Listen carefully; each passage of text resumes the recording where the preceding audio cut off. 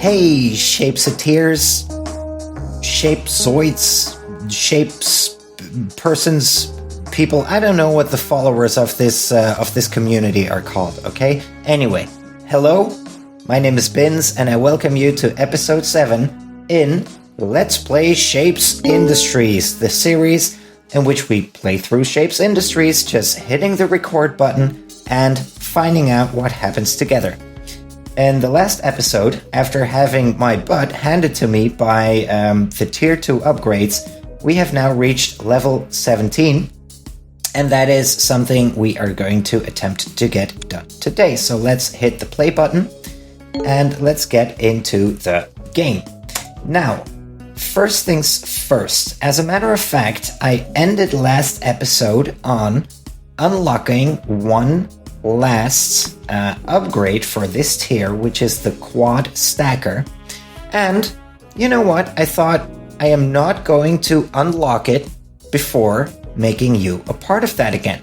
So I'm gonna hit the research button, and there we go. You unlocked the quad stacker. It accepts up to 4 inputs, but it does not need all 4 to function. So long as you have the primary left input, it will stack all the other inputs on top. Interesting. It has a different shape than I would have expected. Right? I would have expected 4 inputs to come from one side and one input, just 4 inputs to be coming from one side and then one output from the other. Kind of like the I guess like the quad cutter, right? But the reverse of that. I would have expected that.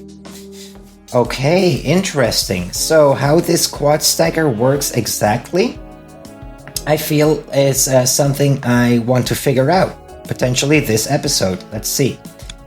And then another public service announcement I want to make is I wanted to take advantage of the new stuff we unlocked in the last video. So the splitter, the tunnel, the deep miner, laser cutter, blah blah blah.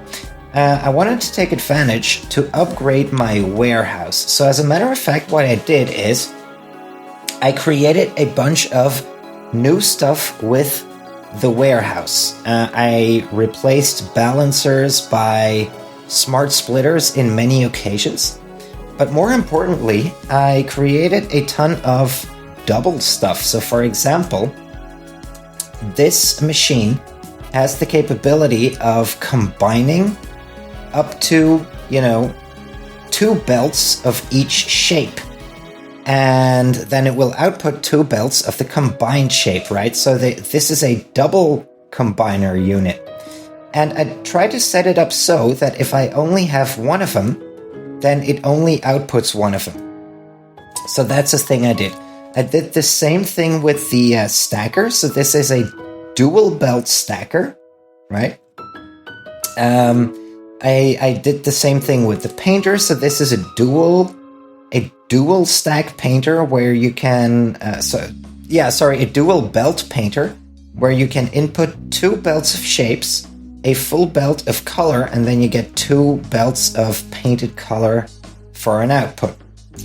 I think this is a bit excessive, but I did it anyway. It's a double quad cutter, so you can input 2 belts of the same shape, that is a requirement, and then it will output like 2 belts of each quadrant in full. Stuff like that.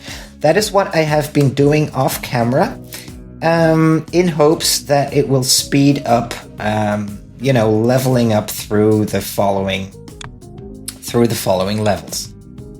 We don't need this anymore because that was last episode, and therefore we can also delete that factory. I never want to see you again. If you saw the previous video, I think you can imagine how frustrated I am with that one, because I've been played like a fiddle, people. I've been played like a fiddle. So if you haven't seen that, go watch episode 6, where I rage for a bit. But everything has been forgiven, Today we are going to do level 17. So, here's another thing I did. I grew tired of making all of the calculations, in terms of resources, blah, blah, blah. So, I created a thing. Have a look at this. I created a thing that lets me put in the thing, and then instead of me having to do the thing, it does the thing for me. I put in the shape code, I say how many belts I want, boom, and that's my resources right there. Isn't that cool? I think it's cool. So, keeping this in mind, I am now going to get to work. Now first let's put a zoom on this, I guess. There we go, a little more zoom. Yeah, just a bit less. Yeah, that's perfect. And then now, let's do it like this. Yeah. Yeah, I think that's good. So, let's get to it, shall we?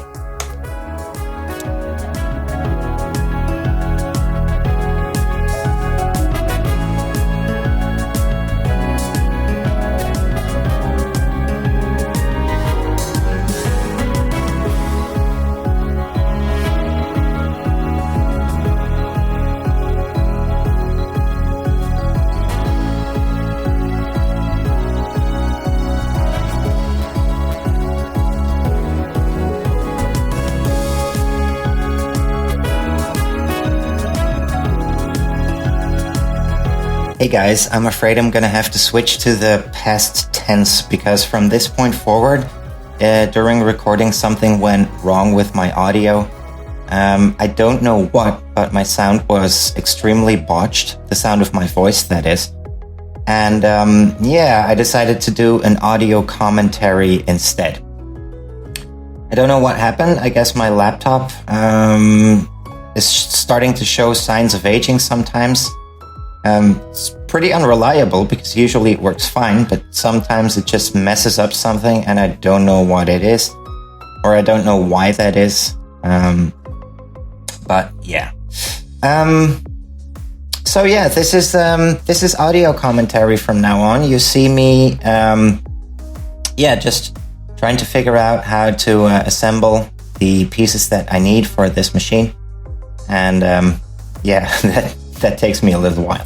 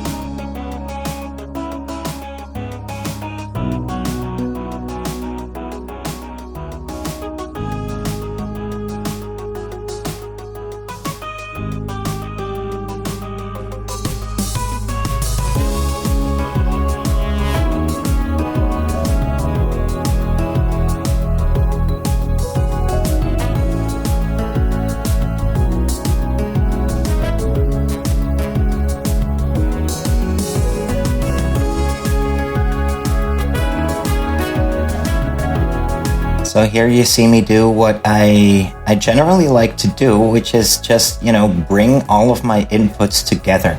I have received some flack for that way of working. Because it is not the most efficient way, I will admit that. But it does help me keep a better overview of what I am actually doing, especially now in the later stages where the shapes are getting a bit more complex. I just like to assemble all of my inputs, bring them to a central point, and then take it from there. And that's what I was doing right here. So that is all of it. Done. All the inputs are coming in. Reviewing whether I have everything I need. And then continuing with the machine.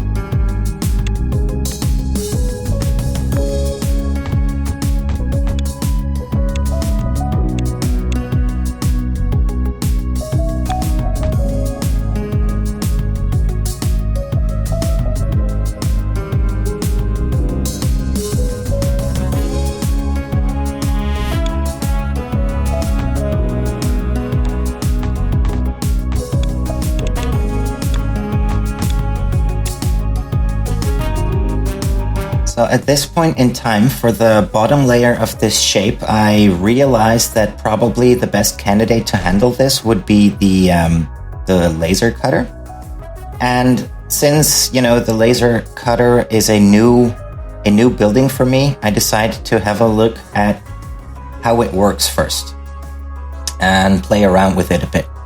But I assumed that I would find the laser cutter in my bottom toolbar menu, which I didn't immediately find, and I blamed one of my mods for it, the custom CSS. I thought I had manipulated my CSS so that it didn't show that that it didn't show the laser cutter in the menu whereas it was supposed to. And only at a later point I realized that, laser cutter. So it's in the menu with the simple cutter and the quad cutter. Took me a while to find that. So here you see me just, playing around with the laser cutter a bit, confirming how I think it works, which is just, if nothing, none of the inputs receives a 1 signal, then everything moves ahead, and every corner that does receive a 1 signal, it gets output to the side output. And we're going to implement that into the machine now.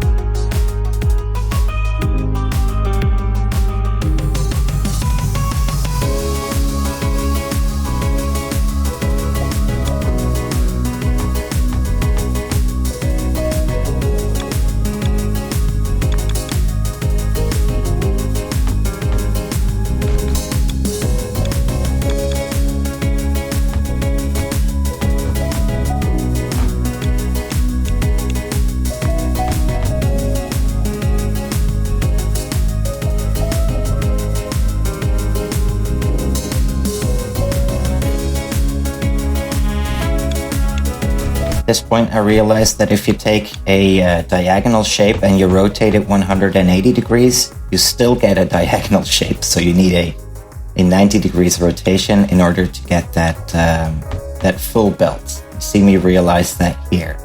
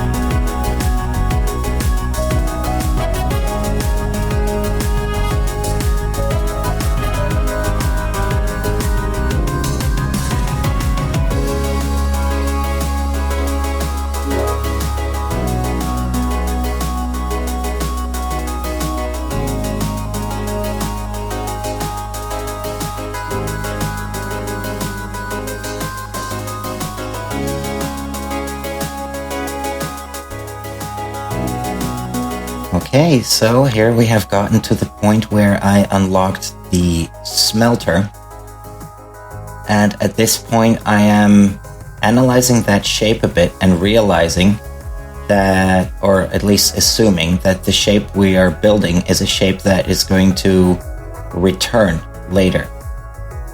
Since we need the smelter for it, and the smelter is a new item for me, I decide to have a little, to play around with it for a bit, see how it works, and also figuring out that you need 10 smelters for a full belt. So yeah, just a bit of testing and a bit of playing around.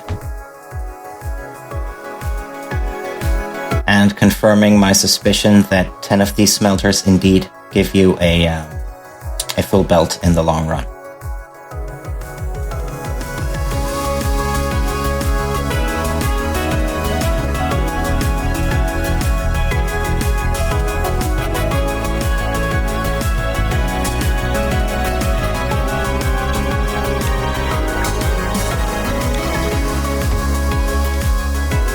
Now here, what you see me do here is satisfying my curiosity a bit about how these smelted shapes are translated to shape codes.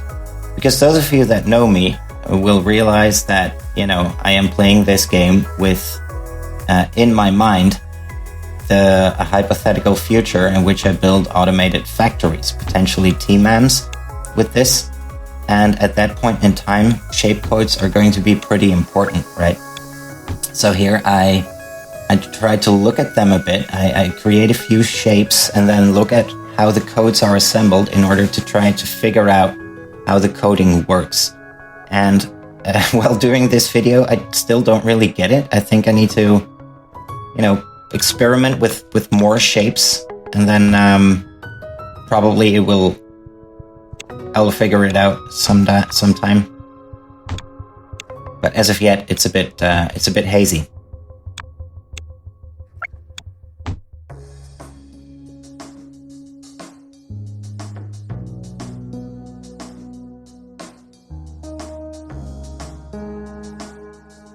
Anyway, enough playing around, and I decide to get on with the production of that smelted star thingy.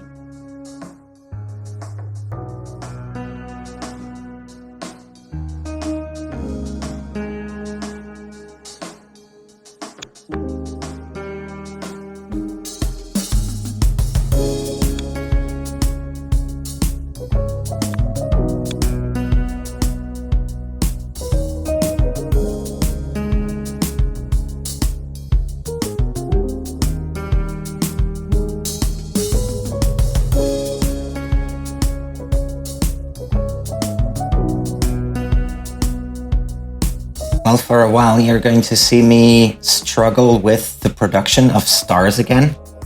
I remembered criticizing the deep miner in previous episode.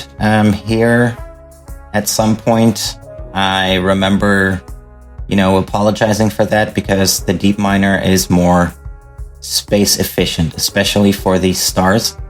Now, that is something I do not figure out in this video just yet. But I think by next video, probably off camera, I will go over the map and replace my regular extractors with deep miners, hoping to save some space and, freeing up some star resource patches, as they are kind of a bottleneck for me at this point in gameplay. But as I said, during this video, I am not there yet, so a first part of the struggle is just getting these stars out.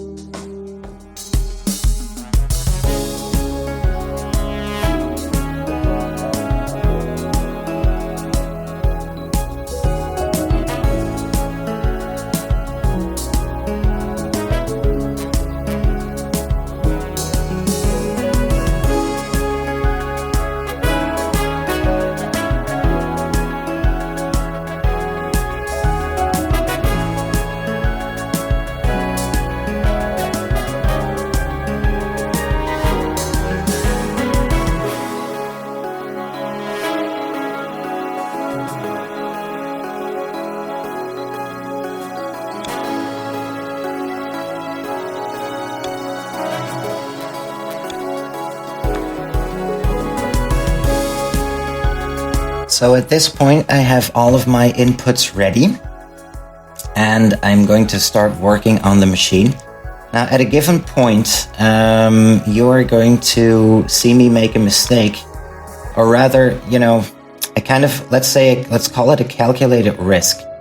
I decided to try and paint my layers first, and then smelt them to see how that would play out.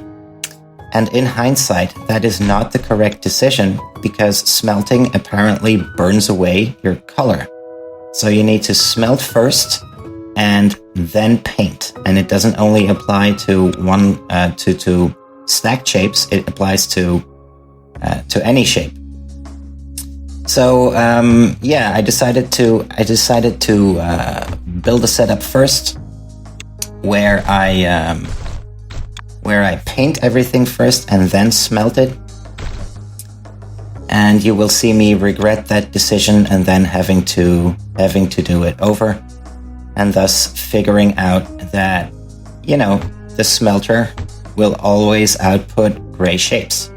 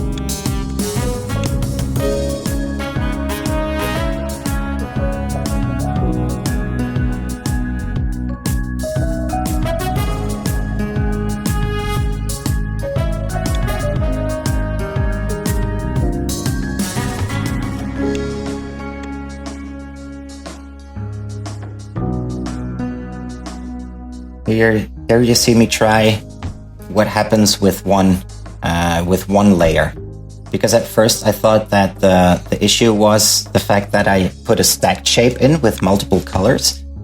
So here I quickly try to see what happens if I put in a one layer colored shape, and I also realize that it gets turned to a gray shape. And now obviously I have to redo the machine to do the smelting first and then the painting.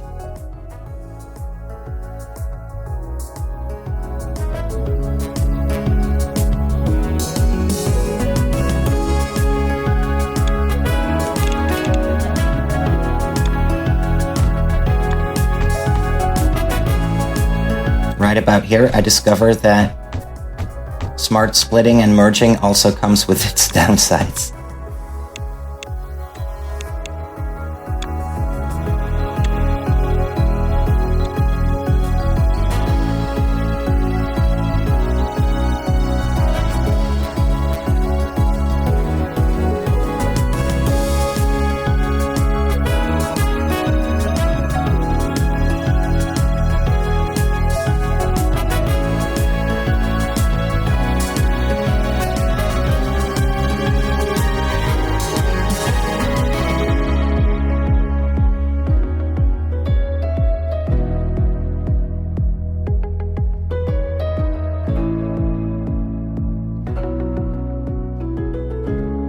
But in the end, after a bit of trial and error, the machine outputs just fine what I want. And I get those belts into the hub.